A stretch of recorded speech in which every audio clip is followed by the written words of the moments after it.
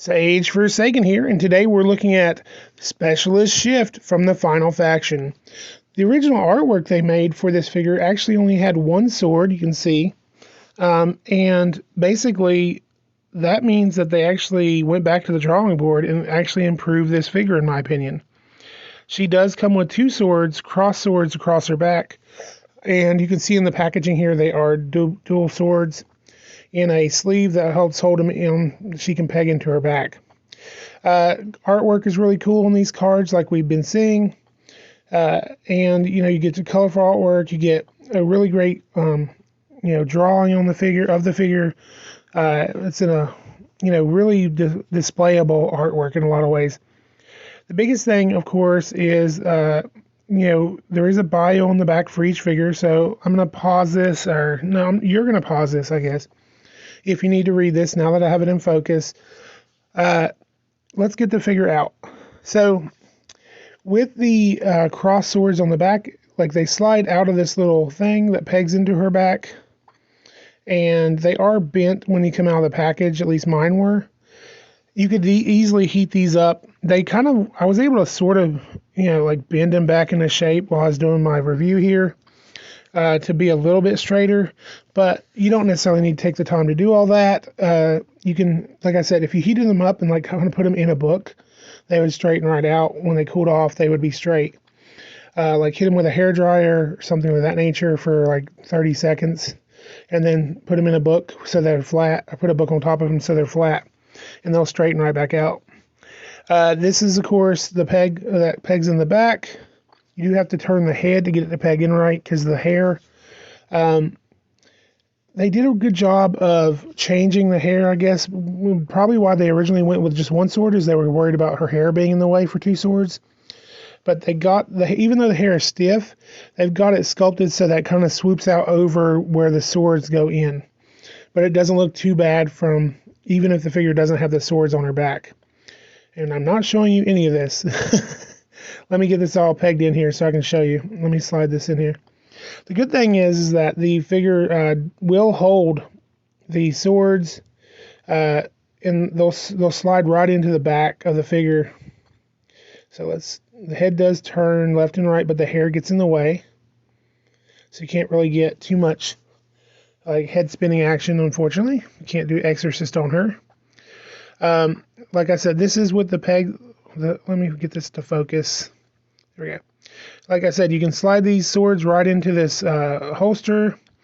There are these teeth on the one side of the sword that help grip it into the holster that are kind of also there for, in a real sword, it would be for sword breaking and stuff like that, or because they would hit your guard and then you'd twist the sword and kind of help them either knock it out of their hand or break the sword. That's cool. Her arm will spin all the way around, but the sword gets in the way, so you'd have to take the sword out for it to spin all the way around. The leg will kick all the way forward. It will kick all the way forward. And unlike the guy figures, the leg does kick backwards a little bit. So you can kind of get these martial arts kicking moves and stuff. You could have her kicking two enemy soldiers at the same time or something pretty easily. She will sit all the way down, and of course, and she'll fall right over. So, like I said, the only thing about this figure is the paint job on the back. There's not really any paint. So they did a good job of breaking up the paint on the front with different reds and greens and everything, but of course, the paint job on the back could have been a little better. Let's see her next to some other figures real quick. If you get out your old G.I. Joes, like Bombshell here, she's about the same height, a little bit taller than Bombshell. Of course, with the core figure here, she's about the right size. Most women are smaller than men. You can see there's a little bit of paint on the hair, so they could have been a little bit better job on the one I was sent as far as the paint job goes. But let's look at the figure. So from behind, here's the figure.